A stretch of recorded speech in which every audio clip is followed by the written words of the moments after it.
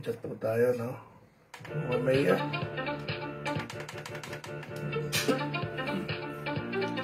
Yan, good evening po sa atin na Luzon, Visayas, Mindanao. Siyempre, nakikinig po sa atin ngayon, no? Binabati ko po kayong lahat. Magandang gabi. Welcome po sa ating Facebook page, Pinoy Media Observer, no? Ako po si Pabs Maki, rin yung likod, no? Ayan, siyempre. Live po tayo ngayong gabi.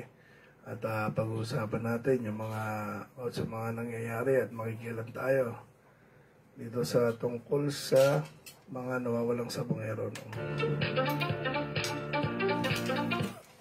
Kasi mga nawawalang sabongero na to, no? Ito yung mga tinatawag na nagchuchope, no? Nagchuchope sa mga sabungan.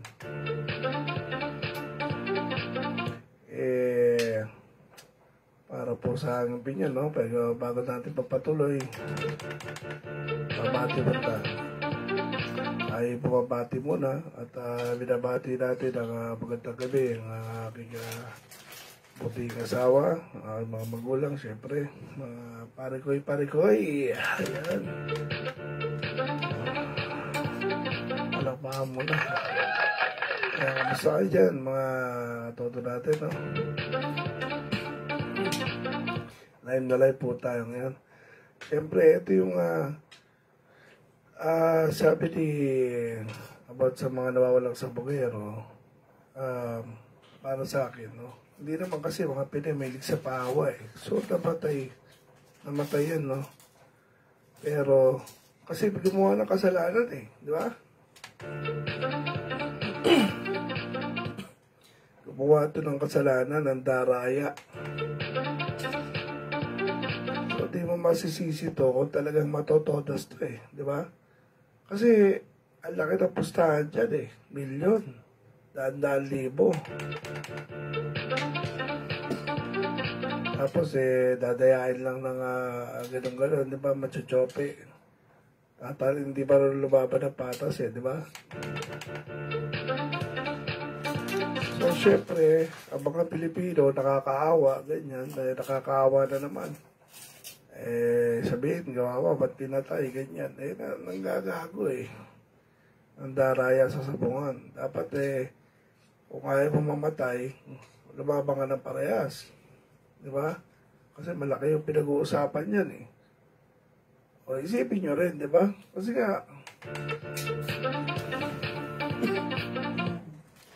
kundi kaya nadali ang mga yan kasi dahil ang daraya sa sabungan, yan yung mga binabali yung paa ng manok, binabali yung pakpak, tanchochopi ka, kahit saang sabungan ka, mamamatay ka.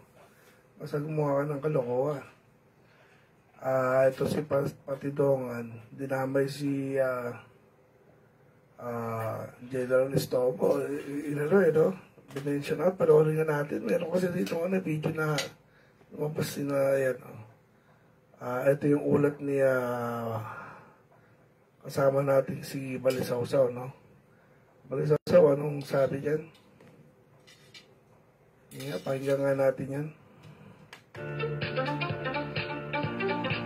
Si Balisawsaw. Play mo.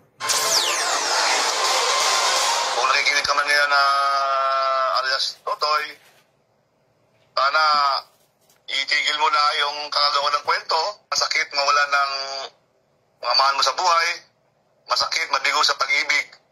Mas masakit yung ginawa mo kay General Estomo. Yan ang masakit daw mabigo sa pag-ibig, no? Maui sa pag-ibig to si General Estomo. Ano ba yung pag-ibig? Nadama yung pag-ibig. Sige, pakinggan natin si Balisawsaw. Balisawsaw, pasok. Anat ni retired Police Lieutenant General Jonel Estomo sa whistleblower na si Julie Dondon Patidongan matapos idawit ang kanyang pangalan sa kaso ng mga nawawalang sabongero. Giit ni Estomo, hindi siya konektado sa mga pulis na sinampahan ng reklamo sa Napolcom noong kasagsagan ng pagkawala ng mga biktima. Una, wala akong kinalaman sa missing sabongero na yan. Yun, oo. Dahil, kung maalala ninyo, nangyari yung krimen na yan, kung totoong yung krimen na yan, nangyari yan noong 2021, 21. na kung saan, ako ay regional director ng Bicol Region. Oo, Bicol Region Channel. Tapos, yung mga binanggit din niya mga pangalan, karamihan, ang destino nila ay sa Calabarzon. Calabarzon. Tapos saan, hindi naman po ako naging regional director ng Calabarzon. Yun. Parang hindi kapanipaniwala yung kanyang mga bintang. Ayon pa kay Estomo, wala siyang koneksyon sa tinuturong mastermind na si bilyonaryo gambling tycoon Charlie Atong Ang at hindi siya parte ng tinatawag na Alpha Group. Nakakuha rin ng Billionaire News Channel ng kopya ng isang certificate mula sa Pitmaster Foundation ni Ang na hindi parte ng kahit na anong business activities ng organisasyon si Estomo. Dagdag ni Estomo, walang katotohanan na inirekomenda niya kay Ang na ipapatay si Patidongan.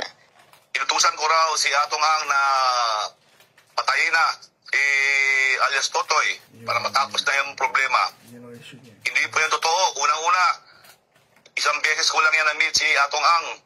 Wala ako sa kanyang koneksyon. Hindi kami close. Paglilinaw ni Patidongan, hindi niya direktang narinig ang mga pahayag na ito kay Estomo at galing daw sa mga pananakot ni Ang noong nagkaroon na siya ng duda sa kanyang dating boss. Ako, nagsabi lang ako ng sorry dahil hindi ko naman talaga narinig sa kanya. Ang problema, Pero credible talaga to si Patidongan. Yan talagang totoo yung mga sinasabi niya. Kaya lang, siyempre, na pagbantaan yung kanyang buhay, no, napapatay yung pati pamilya niya.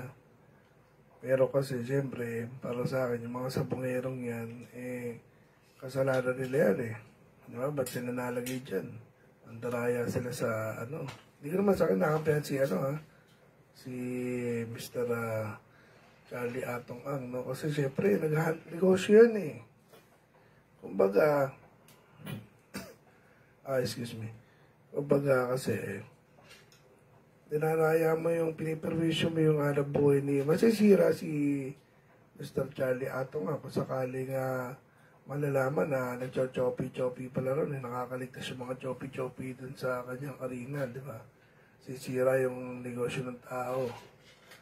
So yung mga nagcho-choppy, ang kakapal ng mukha niyan Di ba, nandaraya. So ngayon, nauwi sa patayan, namatay, sila pa ngayon yung kawawa, di ba? Parang kasi kumbaga, namatay, kaya kawawa sila. Sasabihin, ba't niya pinatay? Di ba? galing sa bibig ni Mr. Atungang yan na sinabi sa akin na pinapapatay ka na nga ni General Estomo sa akin Siyempre ako, nag-iisip na ako ng hindi maganda dyan kay Mr. Atungang. Tapos bigla na lang siyang magsasabi sa akin, alam mo, huwag ka mag-isip ng ganyan dahil hindi ko gagawin sa iyo yan. Itinuring kitang anak. Kita mo, si General Estomo, pinipilit akong iligpit ka na kasi para mawala na ang problema ko. Hindi ko ginawa yan. Sa kabila nito, pinanindigan ni Patidongan na konektado si Estomo sa ilang mga miyembro ng Alpha Group. Naglumutang na pangalan dyan, si Lieto Guerra at saka si Bernie Tacoy. Pero tatlo sila. Sa madaling salita, nakalubog lang siya. Wala talaga siyang record doon sa Pitmaster. Yun. Pero kung gano'n ang sinasabi niya na parang ako ang nagsisinungaling na hindi siya kasali, hahamunin ko silang tatlo. Si Lieto Guerra, Bernie Tacoy, at saka si General Estomo. Magpalay detector kami kung sino sa amin talagang nagsisinungaling. Dagdag ni Patidongan, hindi siya magbibitiw ng mga salita ng walang katibayan. Pero ayon kay Estomo, pinag-aaralan na ng kanilang kampo ang pagsasampa ng kaso laban kay Patidongan. Oras na magsumiti ito ng kanyang official affidavit. Ayun. Ayun sinasabi natin, di ba? Kaya mangyayari talaga dyan. Ayan ang kwento ng mga kumbaga kasi siguro ito si alias Totoy, no? Nabantaan na siya Siyempre hindi naman birong tao yung mga yan, di ba? Nabantaan na naalangan yung pamilya niya. So, mga siya ng way para inunahan niya Parang ganyan ang nangyari dyan, no? Okay, siyempre, shoutout po na tayo sa mga tropa pips natin, no? Ayan, Yan, sa Station 4 natin, na Baliches. Yung ating mga drug inventory dyan, si Kalasag National News, no? Tsaka syempre, yung ating Master Bimbang, no? Si Master Bimbang ng Pampanga, no? Mga Pampanga Marquimol, yan. Hello sa'yo, Master Bimbang. Syempre, si Bagsik, kaagapay ng bayan. Yan. Hello po. Sino ba? Si Kuya Johnny Gonzales. Yan, siyempre. Batiin natin. Reden Oro. Yan. Shoutout natin yung mga yan. Hello po sa inyo, no? Kung ito naman, tungayan natin. Ito yung nasa Senate hearing, no? Kung hindi nyo pa napapanood to. Ito yung umatin si Patidongan, si Ang, tapos may dalawa pang dinukod daw, no? Di umano.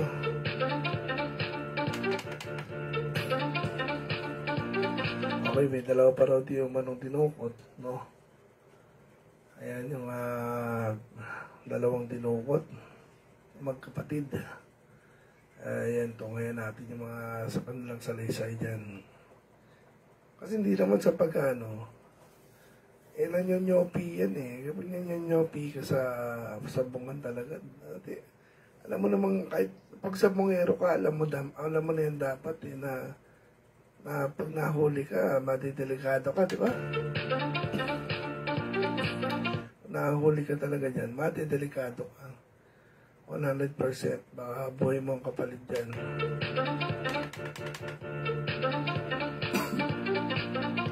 Kasi syempre, alalaki ng pustahan dyan, di ba? 1,000,000, 2,000, tapos ikaw mandaraya ka, lakas naman ang loob mo, di ba? Di ba? Kung dadayain mo yung na yan, sabungan na yan, nanggugulo ka, syempre, ibang mananaya dyan, mawawala ng tiwala. Di ba? Aalis sila doon, tsaka hindi na sila doon maglalaro dahil na pinapasok pala ng sindikato yung na yun. So ito, pakinggan natin to. Ito yung salaysay ni magkapatid na tinuro mismo si Atong Ang. Meron kang sinabi dito sa affidavit mo na maya-maya ay tumawag itong si Dondon ng cellphone. Apo. Sino tinawagan niya? Ang pakarinig ko po, kalapit ko po siya, ang tawag niya po ay Boss A. Sino yung Boss A? Yun po ang po namin na sinasabi niya si Atong Ang po daw. Anong sabi ni Dondon kay Boss Atong Ang? Ang sabi po ay, Boss A, may mga tao na naman dito na pumasok na mga manchochope. Tapos? Ang sabi niya po, naka-loudspeaker po yung cellphone niya eh. Sabi, naka-loudspeaker po. Loudspeaker? Opo. Rinig ko po. Narinig mo? Opo. Kilala mong boses ni Atong Ang? Medyo malat po. Malat? Sa cellphone. Ano sinabi ni Atong Ang? Ano sagot niya? Ang sabi po nung tinawagan po niya, ang sabi po ay, sige, paaminin niyo kung sino ang boss. Pagka hindi niya namin, patayin niyo na. Patayin niyo na? Oo. Narinig mo? Opo. Sigurado ka? Opo. Hindi lang naman po ako nakakarinig noon eh. Sino bang Pati yung nakarinig? mga kasama ko. Kasi po magkakalapit po kami. Ito pagkahan tayo Opo. Under oath ka dito kapag ikaw nagsinungaling. Opo. Per jury ang kaso mo. Opo. At pwede kita ipa-withdraw from the Witness Protection Program. Opo. Paano mo nalalaman na boses ni Atong Ang yung nasa loudspeaker? Ay, siya lang naman po at tinawagan niya na Boss A eh. Si Boss Atong lang po ang inaano na AA. Boss Pagkatapos nun, anong nangyari? Nung pagkatapos po nun, tinanong po ulit ako ni Dondon po. ang sabi, sino po daw yung boss namin. Ngayon po, nung marinig ko po, inamin ko na po. Sinong boss mo? Si Lisario Tolentino po. Risalio Tolentino po. Tolentino. Opo. Then pagkatapos, Nung pong inamin ko, sinats po nila. sandali ha. Kumsek, andito ba si Risalio Tolentino? Yung financer nila? Yung boss nila? Wala. Ha? Sige, tuloy mo. Nung sinabi ko pong si Lisario Tolentino, isinats po nila yung